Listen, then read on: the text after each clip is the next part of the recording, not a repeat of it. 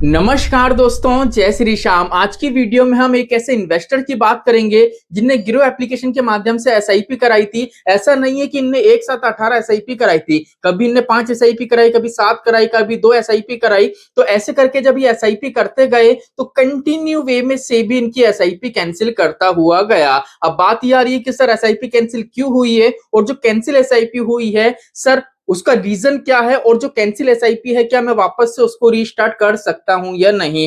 तो बिल्कुल जो एसआईपी कैंसिल हुई है उसको आप रीस्टार्ट कर सकते हो। डिटेल वीडियो होने वाला, छोटा सा वीडियो है, इसलिए पूरा वीडियो वॉच करिए, कंसेप्ट इजीली आपका क्लियर हो जाएगा। तो सिंपली चलिए शुरू करते हैं आज की हमारी वीडियो को। अब यहाँ पे देख लीजिए, मैं स्टार्ट करता हूँ ग्रो एप्लीकेशन। साइड में देख लीजिए, आपको स्क्रीन दिख रही होगी। जैसे ही मैं ग्रो एप्लीकेशन में जाता हूँ तो जो क्लाइंट्स हैं उनका मैंने यहाँ पे डिटेल ली थी, और उनका जो भी ब्रोकर ऐप है वो मैंने यहाँ पे ओपन कर लिया है। अब यहाँ पे देख लीजिए डैशबोर्ड यहाँ पे ओपन है, और यहाँ पे देख लीजिए टोटल आपको 8 फंड देखने को मिलेंगे। अब यहाँ पे अगर मैं एसआईपी वाले सेक्शन में आता हूँ तो देख लीजिए ऊपर की तरफ क्लाइंट की प्रोफाइल आपको दिख रही है। यहाँ पे लिखा हुआ है no active SIP, view cancel SIP, और ब्रैकेट में लिखा हुआ है 18। जैसा कि मैंने थंबनेल में मेंशन करा था कि 18 एसआईपी कैंसिल। अब यहाँ पे अगर मैं क्लिक करता हूँ 18 एसआईपी पे तो देख लीजिए यहाँ पे कैंसिल कब लिखा है, 23 फरवरी, 23 फरवरी, 23 फरवरी। ठीक है, और मैं नीचे की तरफ जाऊंगा तो देख लीजिए 29 जनवरी, 15 अप्रैल, 15 अप्रैल। ठीक है, मतलब इनके मल्टीपल टाइम में क्या हो रहा है, एसआईपी से भी कैंसिल कर रहा है। तो ऐसा क्यों हो रहा है?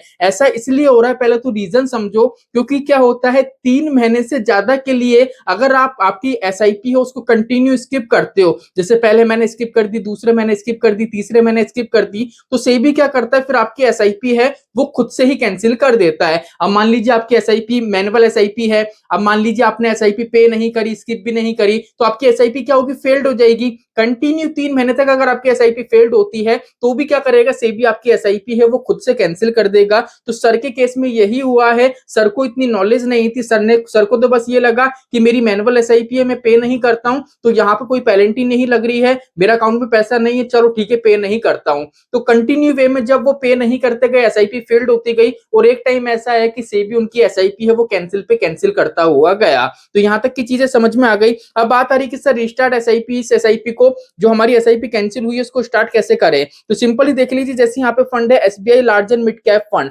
अब यहाँ पे देखें तो जितना भी इनके पास अमाउंट है उन सभी में अमाउंट देखें तो सबसे ज्यादा अमाउंट इसी फंड में देखने को मिलेगा 3000 के आसपास का।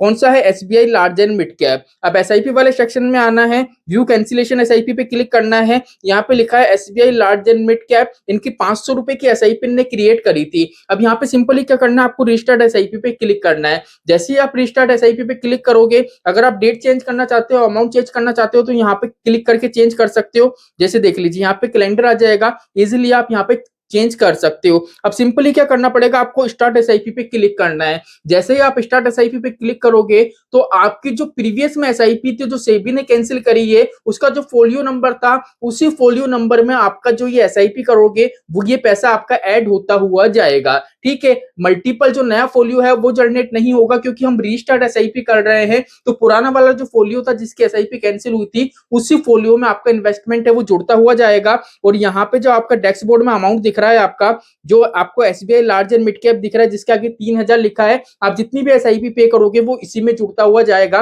कोई भी नया फोलियो आपका जनरेट नहीं होगा। तो छोटा सा वीडियो था, ये सिर्फ एजुकेशन पर्पज से मैंने बताया है कि आपको एक्चुअल नॉलेज होनी चाहिए अगर म्यूचुअल फंड में एसआईपी कर रहे हो। ऐसा नहीं है कि आप एसआईपी कर दी, उसको पे नहीं कर रहे हो, स्किप कर रहे हो। चीजों को समझो कि एक्चुअल में जो सेबी है उसके क्या नियम है, क्या क्या गाइडलाइन है, किस हिसाब से हमको निवेश करना चाहिए। आई होप आज का वीडियो आपको अच्छा लगा होगा। चलिए आज के लिए इतना ही, मिलते हमारी नेक्स्ट वीडियो में। जय श्री श्याम दोस्तों, जय श्री राधे।